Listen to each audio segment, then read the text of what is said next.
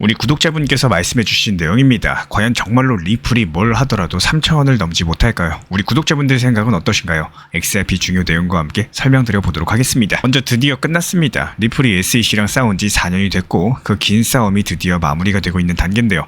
단순한 법적 분쟁이 아니었죠. XRP가 증권이냐 아니냐, 이 싸움 자체가 코인 시장 전체의 운명을 가르는 전쟁이었습니다. 그리고 이런 전쟁들이 끝난 지금 현재 시점, 우리 눈앞에 남아있는 거는 단 하나의 사실입니다. 바로 XRP의 법적 지위가 미국에서 공식적으로 정리됐다는 사실인데요. 단순한 한 종목의 문제가 아닙니다. 앞으로 어떤 자산이 제도권에 들어갈 수 있는지, 어떤 코인이 살아남을 수 있을지 그 기준 자체가 바뀌는 순간인 거고, 이 사건에 대해서 간단하게 한번 정리를 해보겠습니다. XRP랑 SEC 싸움 자체가 2020년 겨울이었죠. SEC가 리플을 갑작스럽게 고소하면서 시작이 됐었고, 그 이유는 정말 간단했어요. 리플이 XRP를 미등록 증권처럼 판매했다는 건데, 이 뉴스 한 방에 거래소들에서 XRP가 줄줄이 퇴출됐고요. 시가총액도 그대로 반토막이 났습니다. 그렇게 시작된 법적 공방이 무려 4년을 이어졌었고, 드디어 2023년 토레스 판사의 중간 판결까지도 나왔었죠. 여기서 핵심은 이겁니다. XRP 자체는 증권이 아니다. 다만 기관에 직접 판매한 방식은 법률 위반에 대한 소지가 있었다라는 거고, 쉽게 말씀드려서 XRP라는 자산 자체가 문제가 아니라 어떻게 팔았느냐, 이 방식 자체가 문제였다는 겁니다. 하지만 그 당시에도 SEC랑 리플 양쪽 전부 다 100% 수긍하진 않았습니다. 그래서 항소 가능성이 열린 상태로서 지금까지 시간을 끌어왔었던 거죠. 그런데 이제는 이야기가 달라졌어요. 이번 7월 8일에서 10일 사이에 양측이 공식적으로 항소를 처리할 가능성이 커졌고요. 그렇게 되면 7월 15일에서 7월 19일 사이 토레스 판사의 판결이 최종 확정됩니다. 그야말로 2주일도 남지 않은 순간인 거고, 이제는 진짜 이 오랜 싸움이 끝나는 시점에 도달을 한 순간이에요. 그렇다면 이번 소송 종결 자체가 왜 중요할까? 단순하게 리플이 이겼다, SEC가 졌다, 이런 문제가 아닙니다. 이거는 미국 정부가 공식적으로 XRP는 증권이 아니다, 이렇게 선을 그은 사건이기 때문에 앞으로 이건 모든 코인에게 영향을 줄 수밖에 없겠죠. 그동안 암호화폐 시장을 흔들었던 가장 큰 질문 하나, 이거 증권이냐 아니냐, 그 질문에 대해서 미국 법원이 기준을 세운 겁니다. 어떤 기준이냐? 토큰 자체보다도 어떻게 팔았느냐가 더 중요하다. 이게 바로 핵심입니다. 쉽게 말씀드려서 코인 그 자체가 불법인 건 아니고, 그걸 펀드처럼 포장해가지고 기관에만 몰래 팔아먹고, 그러면은 판매 방식이 문제라는 거겠죠.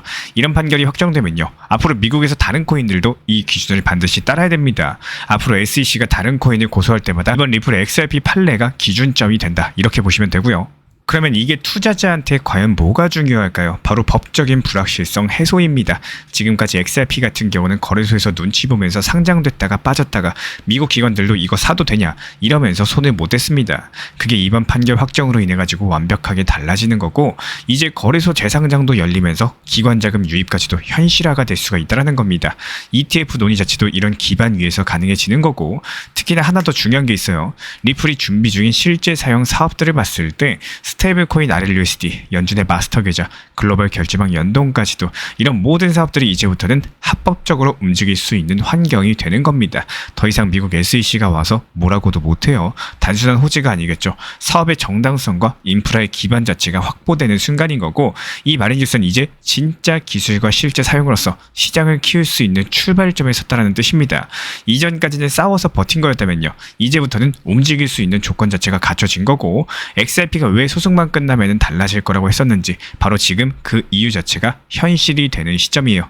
그러면 지금 시장 자체는 어떻게 반응을 하고 있을까요? 가격만 봤을 때 아직 조용합니다. 근데 숫자를 보면 얘기가 달라져요. 최근에 고래 지갑들을 보면요, XRP를 조용히 추가 매입하는 움직임 자체가 계속해서 포착이 되고 있고, 거래소 안으로 들어오는 물량보다 오히려 커스터디 지갑, 그러니까 외부 보관용 지갑으로서 빠져나가는 물량들이 더 많습니다. 이게 무슨 뜻이냐? 지금 누군가는 거래소에서 코인을 사가지고 바로 중장기 보관용 지갑으로 옮기고 있다는 거고, 이건 그냥 단기 매매하려는 게 아니라요, 지금 이 가격대가 싸다, 이렇게 보는 주체가 물량을 담고 있다는 얘기입니다. 이런 부분들이 겉으로는 조용하지만 숫자는 먼저 움직이고 있다는 거예요. 심리적인 공포가 많은 이 시점에서 오히려 담고 있는 주체가 있다는 거는 시장 내에서 이미 중장기 저점 인식이 자리 잡고 있다는 뜻이겠죠. 게다가 요즘에 다시 떠오르고 있는 XRP ETF 포함해가지고 루머, 커스터디 확대 가능성 같은 이슈들도 이런 움직임들과 맞물리면서 더 큰 그림을 보여주고 있습니다. 한마디로 지금 시장은 겉으로는 조용하지만요, 속으로는 누가 물건을 줍고 있는지 숫자는 전부 다 보여주고 있는 상황인 거고, 이제 XRP는 더 이상 예전으로 돌아가지 않습니다. 소송 이전처럼 정체불명의 코인 취급받던 그 시절은 끝났어요. 지금 우리가 마주한 거는 단순한 펌핑이 아니라 이 자산의 지위 자체가 바뀌고 있는 과정인 거고, 그걸 먼저 알아보고 그 구조 변화를 따라가는 사람들이 바로 우리 같은 투자자들입니다. 지금 시점에서 정말 중요한 거는 가격이 아니에요. 어디로 가고 있느냐, 그 방향성인 거고, 그리고 이미 그 방향은 움직이기 시작했다는 거 반드시 기억해 주시기 바랍니다. 그리고 다음으로 현재 코인 시장에서 벌어지고 있는 최신 속보들 모아가지고 설명드려 보도록 하겠습니다. 지금 진짜 무서운 건요, 이렇게 조용할 때 진짜 큰 손들이 움직이고 있다는 사실입니다. 기업들은 코인을 조용히 사들이면서 정부는 스테이블 코인 전쟁을 시작을 했고, 심지어 트럼프까지도 직접 나섰는데요. 지금 일어나고 있는 일들 그냥 흘려보내면은 나중에 진짜 후회하실 겁니다. 오늘은 조용하게 진행되고 있는 암호화폐 제도권 진입의 결정적인 장면들 쫙 정리해가지고 보여드려 보도록 하겠습니다. 먼저 첫 번째는 국내 이야기예요. 요즘에 NH투자증권, 업비트, 빗썸 무슨 전쟁을 벌이고 있는지 아시나요? 바로 원화 스테이블 코인 상표권 전쟁입니다. NH투자증권이 KRWN2 상표를 등록을 했고요. 빗썸은 솔리드 KRW, KRWS 테이블, KRW 스테이블, 그리고 업비트 운영사 두나부는 무려 66건이나 상표를 출원했습니다. 그냥 우리 코인 하나 만들어 볼까 이런 것들이 아니라 한국 금융의 미래, 우리가 쥔다, 이런 싸움이 시작이 된 겁니다. 스테이블 코인 같은 경우는 단순하게 디지털 돈이 아니에요. 누가 통화의 기반이 될 자산을 먼저 잡느냐, 이게 국가든 기업이든 통제력 싸움으로 바뀌고 있다는 거고, 이번엔 미국 이야기입니다. 이번 주에 깜짝 뉴스가 하나 있었죠. 도널드 트럼프의 소셜미디어 회사 트루스 소셜 측에서는요, 미국 SEC에 암호화폐 ETF 신청서를 제출했습니다. 이 ETF 구성 자산이 재밌어요. 비트코인이 70%, 이더리움이 15%, 그리고 솔라나, XRP, CRO까지. 단순한 투자 상품이 아니라는 거예요. 정치인이 직접 암호화폐 ETF 시장에 발을 담갔다는 거, 이게 굉장히 상징적인데요. 정책 방향 하나로서 시장이 뒤집히는 미국에서 이런 흐름들을 그냥 흘려보낼 순 없겠죠. ETF는 이제 투자 상품이 아니라 정책적인 무기가 되고 있습니다. 그런데 오히려 가격은 조용하죠. 기업들 리스트 보시면 소름이 돋으실 겁니다. 샤프링크 측에서 이더리움 1920만 달러치 추가 매수했고, BTCS 측에서 이더리움 매수 위해 가지고 1억 달러 기금을 조성했습니다. 디파이 데벨롭먼트 하나코인 4만 7천 개를 매수했고요. 일본의 아남은 비트코인 1000개에 대해서 장기 보유 계획을 세웠습니다. 메타플래닛은 디지털은행 인수 고려하면서 비트코인 확보를 추진 중에 있고요.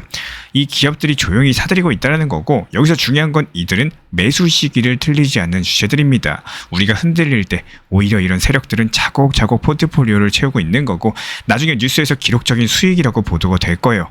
여기서 가격보다도 더 중요한 게 있습니다. 구조가 바뀌고 있다는 거, 이게 진짜 핵심인 거고, 오픈시 측에서 NFT 마켓에서 지갑 서비스까지 확장을 했고요. 펜시는 법무법인 발행과 함께 원화 스테이블코인 발행을 추진 중에 있습니다. 오비터 파이낸스는 위안화랑 홍콩 달러까지도 포함한 크로스체인 스테이블코인 솔루션을 발표를 했고요.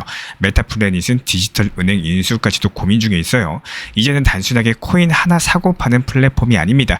암호화폐를 기반으로 하는 금융 시스템 자체가 현실이 되고 있는 거고, 여기에 대해서 기술적인 흐름 살펴볼게요. 비트코인은 볼린저 밴드상의 스퀴즈가 발생을 하면서 에너지 축적이 끝났음을 알렸습니다. XRP 리플은 선물 미결제 약정이 5개월 내 최고치를 찍었어요. 롱 포지션이 강세를 보여주고 있고요. 메이어 멀티플 지표도 1.1에서 비트코인이 여전히 저평가 구간에 있습니다.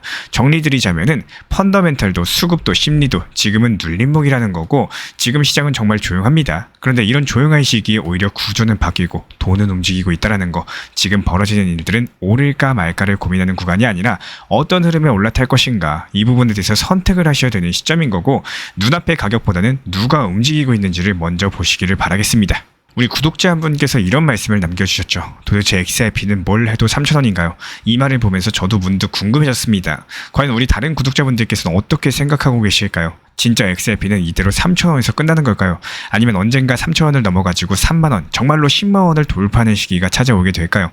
제 생각에는 최근에 코인 시장에 처음 들어오셨다라거나 과거 시장의 흐름이나 역사적인 패턴을 한 번도 공부해보지 않은 분들이라면은 지금처럼 조용한 시장, 답답한 흐름을 보면서 부정적인 생각이 많으실 수밖에 없다라고 봅니다. 그리고 특히 XRP에 대해서 계속 부정적인 말씀을 하시는 분들, 그분들 중에 많은 분들께서는 아마도 3,000원 후반 혹은 4,000원 중반쯤에 XRP 만원 간다, 이런 말이 너무나도 자주 들리다 보니까 정말로 가겠지라는 마음으로써 고점에 추격 매수하셨을 가능성이 큽니다. 그리고 시간이 지나면서 지치고 답답해지고 결국에는 손절을 선택하신 분들도 많았을 거라고 생각을 하는데요. 이런 선택들 자체가 틀렸다, 잘못된 투자다, 제가 그렇게 쉽게 말할 수 있는 문제는 절대로 아닙니다. 투자라는 게 결국에 각자의 판단과 리스크 감당이 전제가 되기 때문에 다만 우리가 지금 살아가고 있는 투자 시장은요, 시간이 흐를수록 점점 더 발전하고 더 똑똑해지고 있는 시장이라는 것은 분명한 사실입니다. 이제는 챗 GPT 같은 도구를 통해 가지고 내가 원하는 정보, 원하는 타점 같은 것도 빠르게 찾아볼 수가 있고, 무작정 중장기 보유만 외치던 시대에서 지금은 효율적인 수익 실현이 최우선이 되는 시장으로서 변화를 하고 있습니다. 그렇기 때문에 고점에서 무작정 쫓아가기보다는요, 올랐네? 그럼 그냥 기다려보자. 뛰어오면 들어가고 아니면은 그냥 패스하는 이런 식의 차분하고 건강한 투자 마인드가 오히려 필요한 시기라는 거예요. 그리고 많은 분들께서 속으로 진짜로 궁금해하실 만한 그 질문, XRP 10만원 진짜로 불가능한 일일까요? 예전 영상에서도 말씀드린 적이 있습니다. 2020년 3월 13일 지금으로부터 5년하고도 조금 더 지났던 그날 XRP는 딱 155원이었습니다. 믿기 힘들겠지만요, 그때 진짜 XRP는 끝났다, 100원 깨진다, 50원 간다, 10원 간다, 더 이상 희망이 없다, 이런 얘기들로 가득했었죠. 하지만 그때 누군가는 망설이지 않고 진짜 용기를 내서 추격 매수를 했었고, 5년이 지난 지금 현재 시점 XRP는 4,900원까지 상승을 했습니다. 155원에서 거의 30배 상승을 한 거죠. 그러면 단순 계산을 해볼까요? 지금 가격이 대략 3,100원쯤입니다. 여기서 30배만 오른다면 과연 얼마일까요? 정답은 93,000원, 거의 XRP 10만원에 달하는 수치인데요. 이제는 다시 우리 구독자분들께 질문을 한번 드려볼게요. 정말로 이게 불가능한 일일까요? 아니면 그냥 우리 눈앞에 아직 오지 않은 미래일 뿐인 걸까요? 정답은 없습니다. 하지만 중요한 거는 판단을 하려면은 공부를 하셔야 된다는 점이에요. 과거의 흐름과 패턴을 공부하지 않으면은 미래를 볼 때 늘 불안함, 공포심만 남게 되는 겁니다.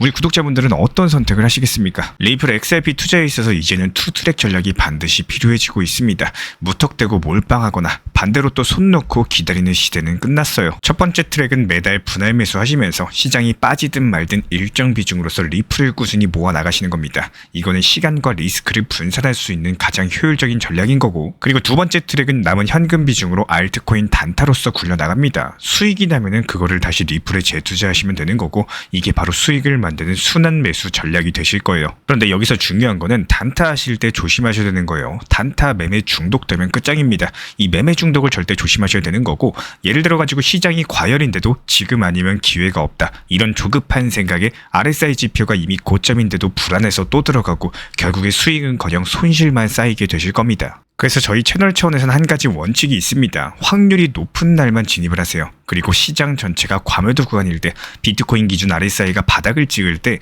그때 알트코인 중에서 최근 거래량이 급등한 종목이 과매도의 경우 MACD, 볼린저 밴드, 이동평균선과 일목균형표 참고해서 신중하게 매수 진입 타점 들어갑니다. 그리고 그 외에는 아예 매매를 쉬는 날도 반드시 있어야지 진짜 단타인 거고, 그렇다면 이걸 어떻게 구별할 수 있는지 궁금하실 거예요. 여기서 챗 GPT가 등장을 합니다. 저희는 챗 GPT를 단순한 도구로 쓰지 않습니다. GPT한테 오늘 확률 높은 진입 타이밍이냐, 이렇게 물어볼 수 있게 맞춤 프롬프트를 사용을 하는데요. 그리고 그 결과에 저의 실전 매매 노하우 30%를 덧붙여가지고 GPT 시그널을 보완합니다. 어떻게 하는지 궁금하신 분들, GPT 검색력과 활용 전략을 이용해가지고 이 두 가지를 한 방에 알려드리고 있습니다.